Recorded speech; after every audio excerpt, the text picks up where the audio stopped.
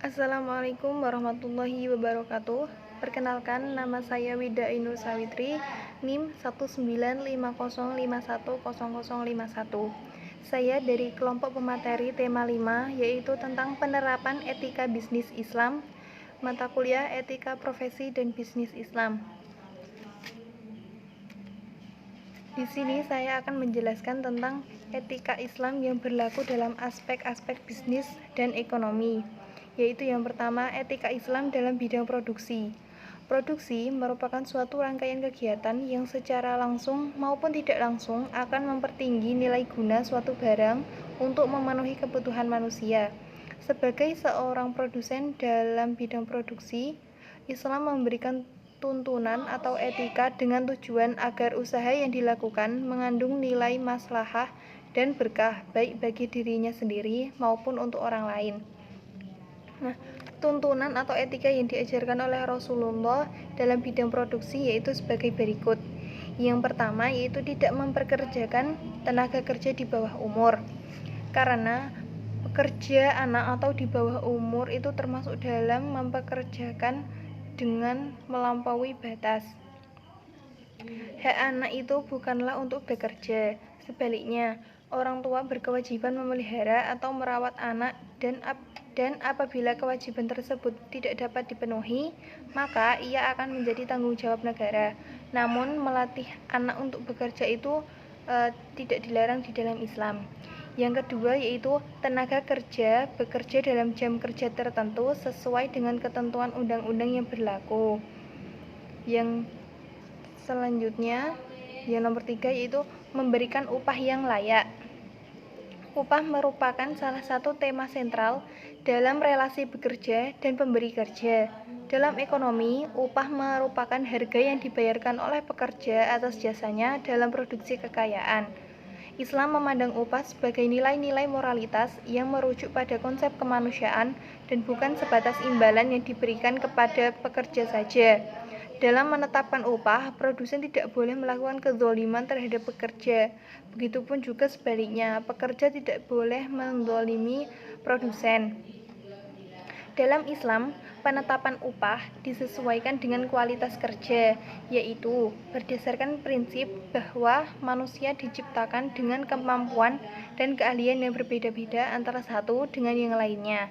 Maka, secara teori, upah yang adil adalah upah yang sepadan dengan pekerjaan yang dilakukannya, dengan tetap mempertimbangkan situasi dan faktor-faktor terkait lainnya. Yang nomor 4 yaitu menyegerakan memberi hak kepada pekerja.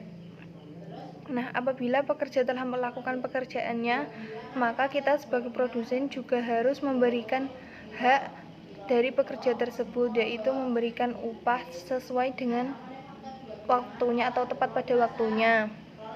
Selain etika atau tuntunan yang saya paparkan tadi, dalam proses produksi juga harus mengandung arti sebagai berikut. Yang pertama yaitu jujur dalam pengolahan dari proses bahan baku hingga menjadi barang jadi. Yang kedua yaitu tidak melakukan monopoli atau menimbun barang sehingga proses distribusi barang ke konsumen terhambat.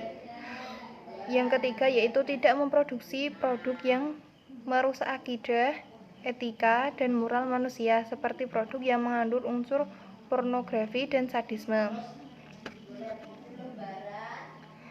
Yang kedua yaitu etika Islam dalam bidang konsumsi. Konsumsi merupakan kegiatan memakai atau menggunakan suatu produk barang maupun jasa yang diproduksi atau dibuat oleh produsen.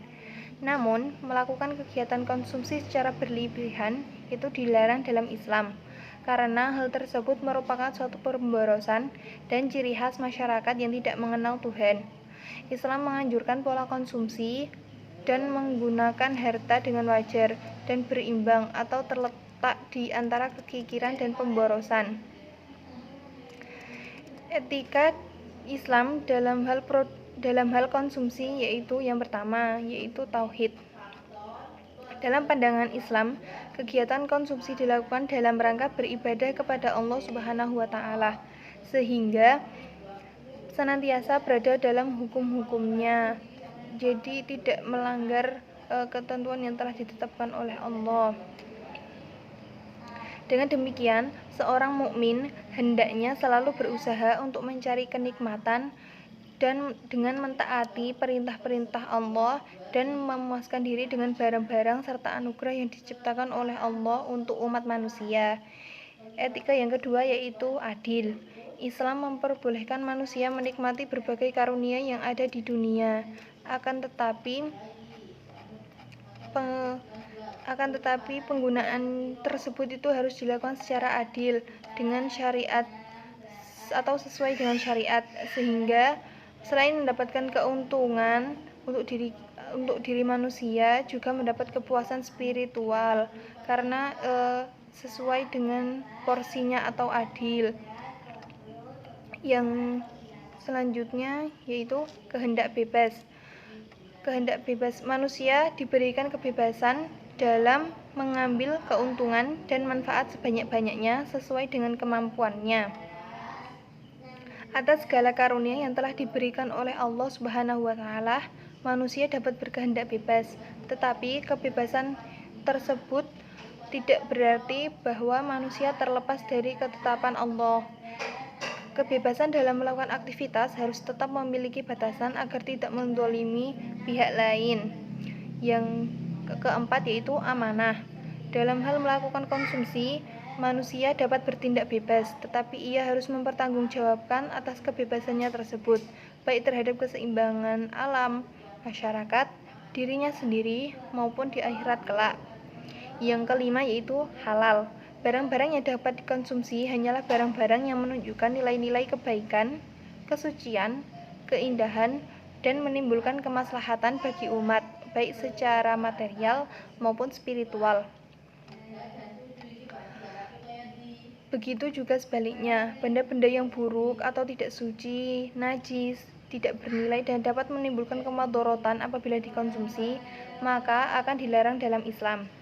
Yang terakhir yaitu sederhana.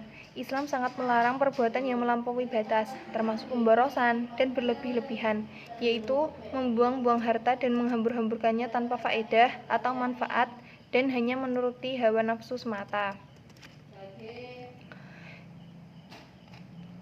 Islam telah memberikan arahan-arahan positif dalam berkonsumsi, yaitu ada 2 batasan dalam hal ini, yaitu pembatasan dalam hal sifat dan cara, dan pembatasan dalam hal kuantitas atau ukuran konsumsi. Dalam berperilaku konsumsi, Islam juga telah mengarahkan umatnya ke dalam 3 hal, yaitu yang pertama, Islam melarang umatnya untuk boros. Yang kedua yaitu menyimbangkan antara pengeluaran dan pemasukan. Yang ketiga yaitu tidak bermewah-mewahan atau sederhana saja. Yang ketiga yaitu etika Islam dalam bidang distribusi. Distribusi merupakan kegiatan penyaluran hasil produksi berupa barang atau jasa dari produsen ke konsumen guna memenuhi kebutuhan manusia, baik primer, sekunder, maupun tersier. Distribusi menjadi salah satu aspek dari pemasaran. Berkaitan dengan hal tersebut, Islam menghendaki pendistribusian harus disandarkan pada 2 sendi, yaitu sendi kebebasan dan keadilan. Kebebasan yang dimaksud di sini adalah kebebasan dalam bertindak yang dibingkai oleh nilai-nilai agama dan keadilan. Selain itu, Islam juga mengajarkan umatnya untuk berbuat adil dalam berbagai aspek, tidak berlebihan jika dikatakan bahwa keadilan merupakan inti semua ajaran yang ada dalam Al-Quran. Kategori yang mengandung perintah dan rekomendasi yang berkaitan dengan perilaku bisnis yaitu yang pertama, janji, kesepakatan dan kontrak dipenuhi. Yang kedua, jujur dalam timbangan dan takaran. Yang ketiga, kerja, gaji dan bayaran. Yang keempat, jujur, tulus hati dan benar. Yang kelima, efisien dan kompeten. Sekian materi yang dapat saya sampaikan. Apabila ada kesalahan, saya mohon maaf. Wassalamualaikum warahmatullahi wabarakatuh.